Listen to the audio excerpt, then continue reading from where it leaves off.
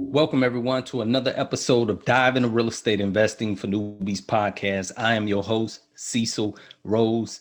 I'd like to thank everyone for tuning in. For those who hadn't subscribed to this podcast, we do come out every Monday with these podcasts. I'll actually have a link below so you can go ahead on and click on that and subscribe. But we come out every Monday. Once you subscribe, you will get these podcasts every Monday. For those who have been tuning in, following me, look, I really appreciate people who have commented, encouraged. We've had dialogue about what's going on in their market, in my market, and I just appreciate that. Hopefully, I'll continue to put out more content and deliver more updated information that can hopefully help you with your real estate business. So today I'll be talking today by myself. I'll be on the show, just sharing some things of what's coming up. For most of you, I specialize in pre-foreclosures and short sales. And today I wanted to talk about, is there a wave of foreclosures coming? Is there a wave of foreclosures coming? I want to talk about that because there's it's a lot of mixed messages out there. I'm not saying that anyone is wrong, but I'm presently still doing short sales. I still pick them up. And I think it's a lot of changes that are going to happen. So actually, I wanted to share something just starting out, just to share briefly. So this is through dsnews.com. They put out a lot of information on pre-foreclosures and foreclosures. Um, and they were saying, and also the moratorium it was supposed to end in January, the end of January 2021. They extended it to June 30th, 2021. That supposedly is when the foreclosure moratorium, now I'm talking about foreclosures, um, that supposedly is about to end. But I wanted to just talk about this because I have just different um, ideas of what I think is going to happen. Of course, right here it talks about the number of people, the CARES Act. Right here it said the numbers that show that one in every 12,182 U.S. housing units has had a foreclosure filing in February 2021.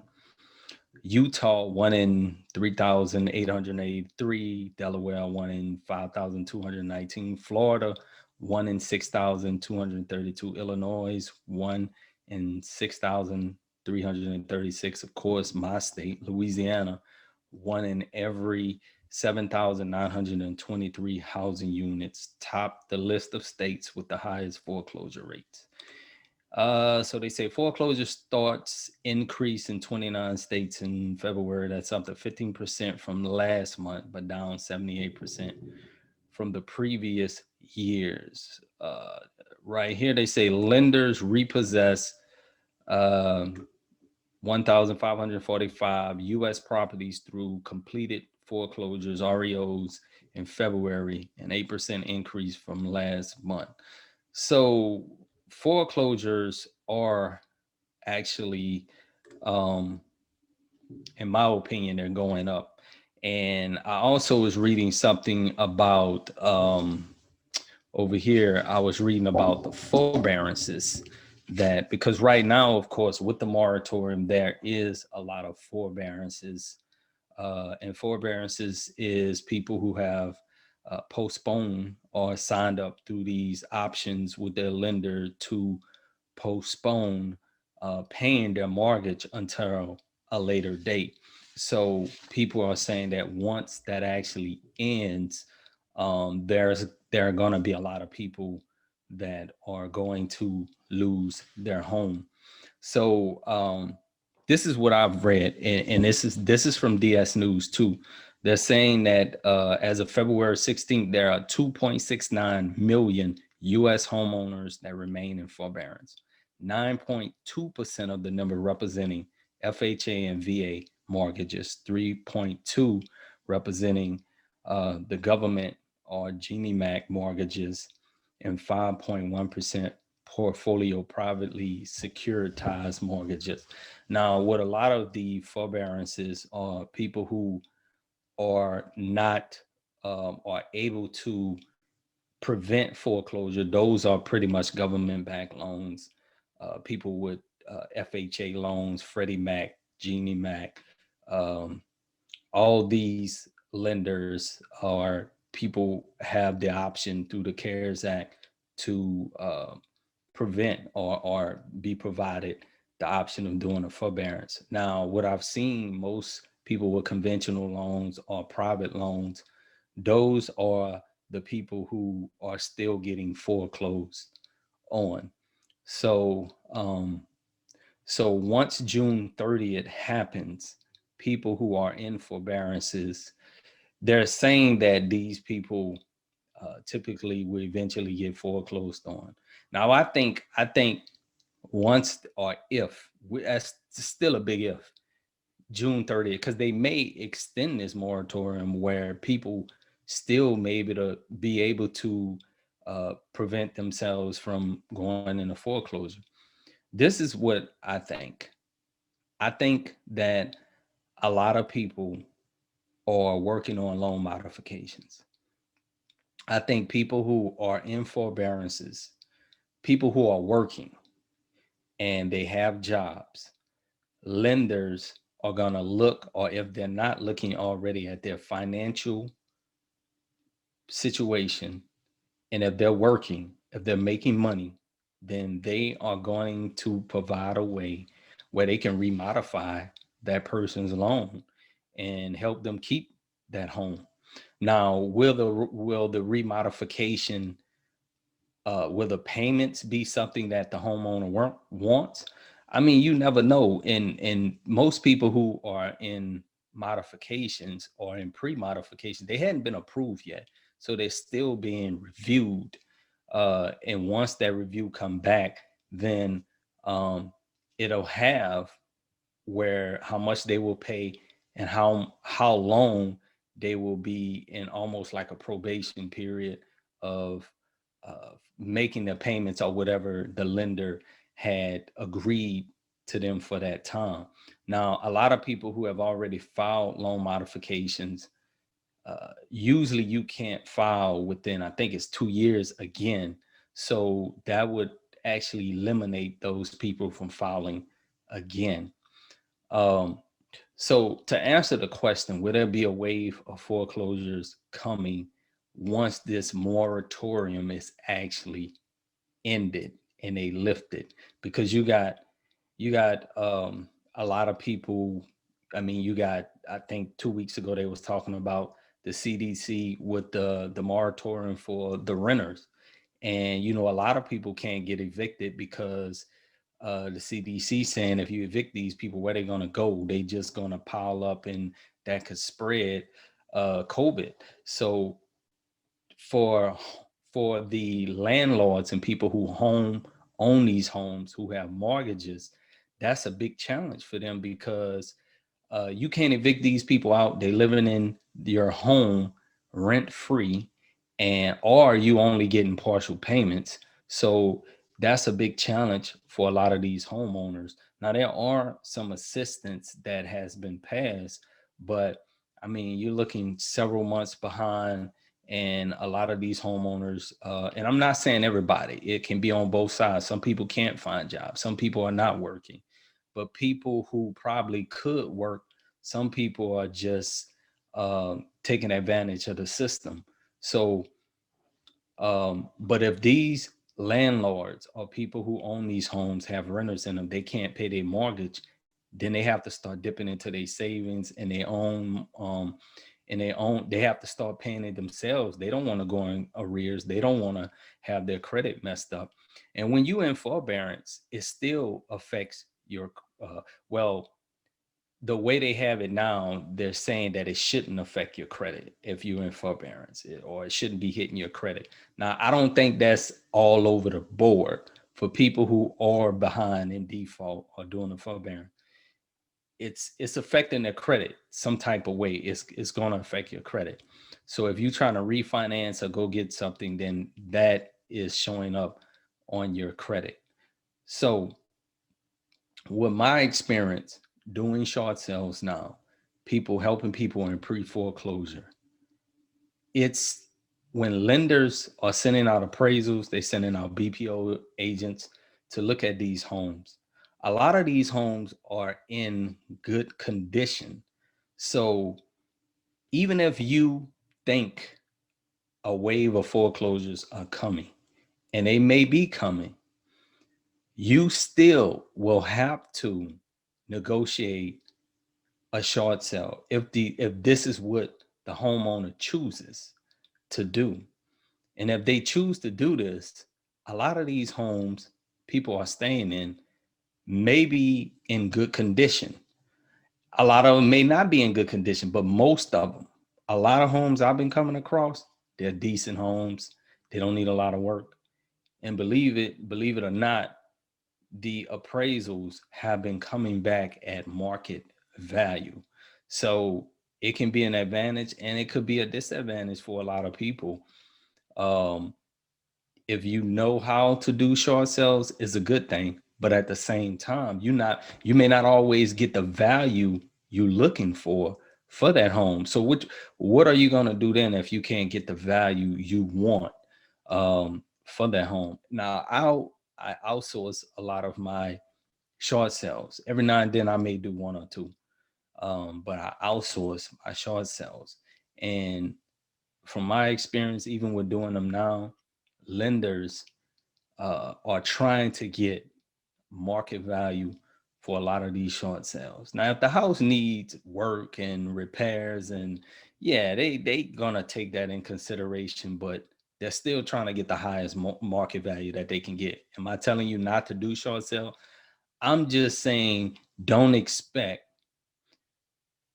if this moratorium is lifted, it's gonna be as easy as everybody say, or it's just gonna be a whole bunch of foreclosures and all that. No, lenders will still try and get the most they can out of these foreclosures, even if they, if they gotta take it and put it on. And then now you got auction.com, you got Zoom, you got all these auction sites. Lenders are just putting it out there on the market and just letting people bid on them, so you can actually get outbidded. Now you want to get to the homeowner first before they listed with a real estate agent, or first before they is even put on the market, so you can at least work the short sale on it. But at the same time, the lender, they gonna do whatever they want to do at the end of the day. And if they feel like they can get a higher offer for the house, then they will. So it's good to be prepared. I'm not trying to sound negative, but I think first, lenders are gonna try and help these homeowners. If they got a job and they working, they're gonna try and help a homeowner keep them. I think the government is providing through the stimulus, through this plan, will provide a way where they can help the lenders help the homeowners try to keep these home at least do a loan modification. Now, if you're not working, you don't have a job, then you can't do a loan modification. It just won't work. And then on the other side of that, you got people that don't want to lose their home, so they'll file bankruptcy. So it, either way, if the wave before the wave come, a lot of people are gonna try as many things as they can to either keep their homes, keep them going. Now, if there's a difference when you got a whole bunch of rental properties and you own Airbnbs, and yes, that may be different, where you will have to do some type of short sale, something. But those properties still may appraise, or they still may want retail value for them. Either way, you need to be prepared for what's coming. Um, will they come as quick as everybody's saying it will come? I don't think so. But I know another way is maybe you want to do some type of creative financing with these homeowners to pick up the property that way. And if it's a good, decent property and you know it could cash flow for you, why not do something like that? Why not creatively go in and present an option to the homeowner instead of them foreclosing, filing bankruptcy? You're actually helping them reinstate their loan, pay their note. You would take over the mortgage per se, and get their credit back the way it needs to be. Who wouldn't want to do that, and possibly put some money in their pocket? Not saying that you should do that or guarantee that, but you can help them by getting their credit back straight, and eventually they can buy another house. But if most homeowners that I'm coming across, they're at least 15, 20, 30, $40,000 behind. So will it be worth you reinstating a loan? It all depends if the house got equity in it. But if that house is in bad shape, need repairs, why would you spend more money on it? You might as well choose the option of doing the short sale, because it'll take up, I mean, it wouldn't even be worth it. You got to put too much money into it and resell it. So I would say, to answer the question, will there be a lot of foreclosures coming? I think there will be foreclosures coming. Will there be a lot of foreclosures coming? Possibly. But before that happens, there will be more things to help people keep their homes. After this forbearances, this moratorium is lifted, uh, people will have to figure out, if they're not already trying to figure out, lenders, if they're not already trying to help homeowners. I had got a call from a homeowner the other day. Then you have homeowners that they're not even taking the time out to call their lenders.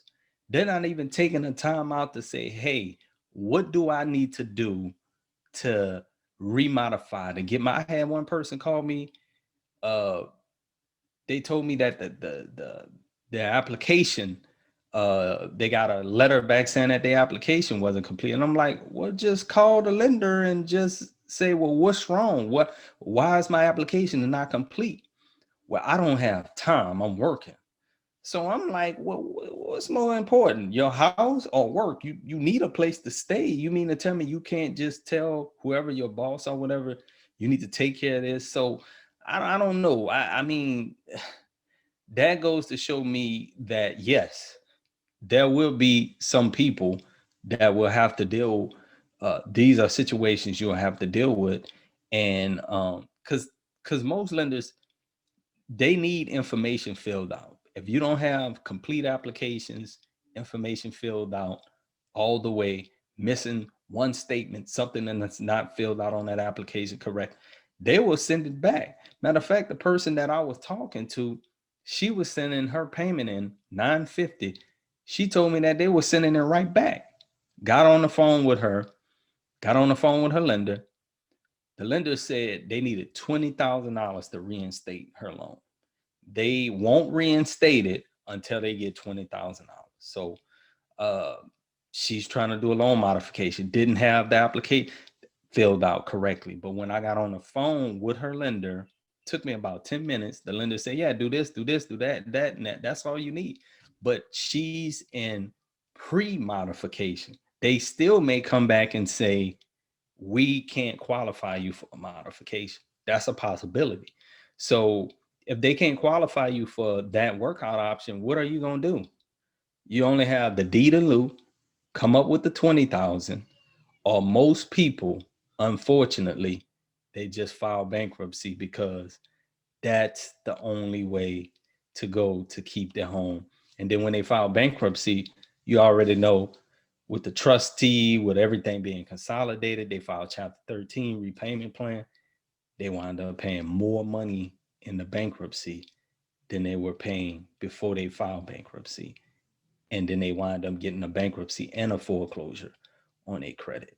So I hope that was enough information. At least be prepared. That's all I can say, is be prepared. I know a lot of people saying there's a wave coming. because of the economy, we put more out on stimulus. I think it was $1.9 trillion to help the economy. So people are saying it needs to balance out. It's coming through taxes and a lot of these money that's bailing people out. Um, so it's a lot of things. So, but that's just my opinion. As I'm just saying, I don't think it's gonna be a lot of foreclosures. Not at the beginning of what people are saying. People are gonna try everything they can to keep their home, and lenders will try everything to keep their home if there's money that the government is giving out to help the lenders to bail them out. So appreciate y'all tuning in. Thank you again, and hopefully I'll see y'all on the next podcast. Peace.